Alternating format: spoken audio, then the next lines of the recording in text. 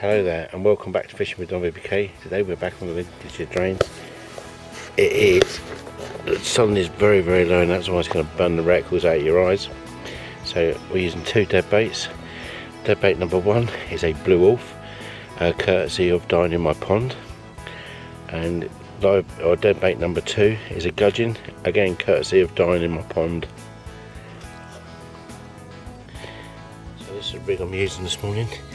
So a single hook to a double hook, and that lovely little bait there is a blue wolf.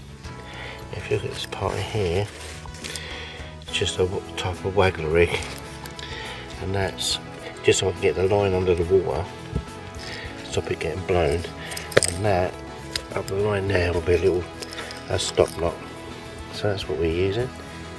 There's no barbs on there at all, other than there's a barb on that little one there that was keeping the fish itself. I make them snap tackles myself. Some people say that you put the fish on the wrong way, but I always find that if I'm twitching the bait or if I'm doing a slow retrieve on the way back, it looks nice and natural, and sometimes pick up the extra pike. Doing a little move from Northlands, move down onto this is the Hobehole drain. It's a public Sibsey. Just some of the lads I know that are fishing around here said that the fishing's quite good. It's just had a couple down by the bridge down there on lures. He caught a tench on a lure as well.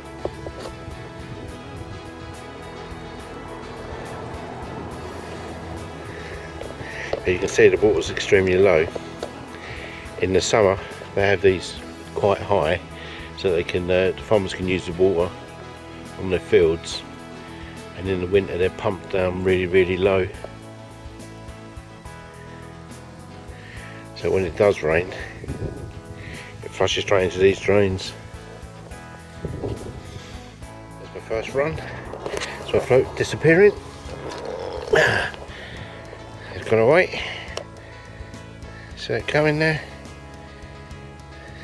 There goes that first one. Nice little one.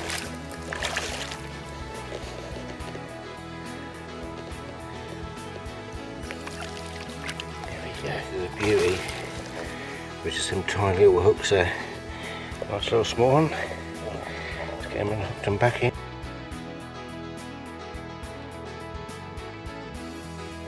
So there's my dead bait out there, you can see it. So I'm using a blue wolf, but the only thing is there's a little bit of a floater. So you can see him just underneath the float there. And it's beautiful down there.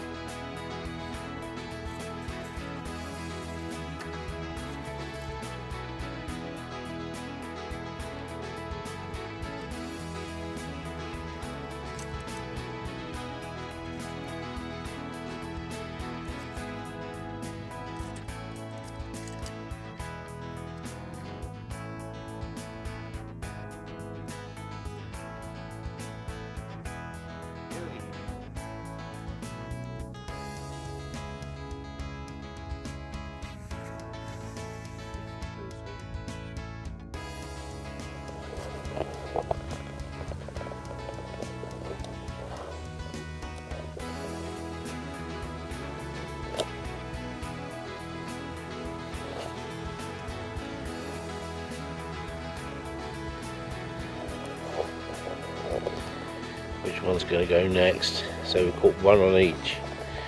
using two totally different types of snap tackle. I'll show you both of these when we get out of here. My confidence is on this nice close one.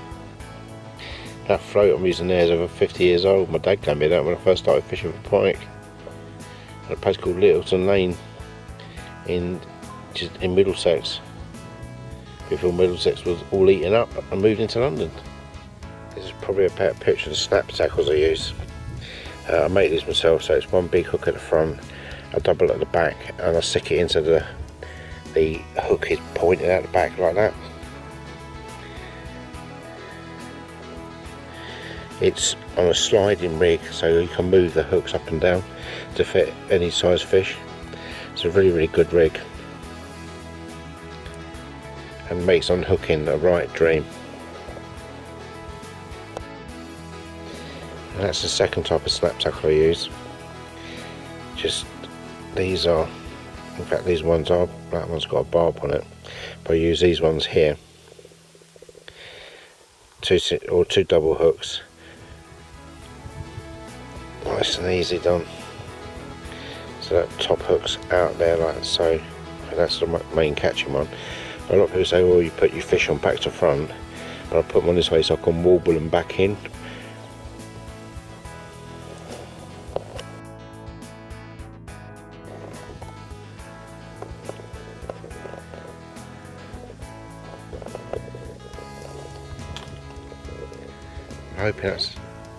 I'm hoping that's the start of a run. Yep, it is. Start of a run there. Brilliant. Let's see. Oh well, we missed that one. But we've probably got another 20 minutes left for fishing, and it's home.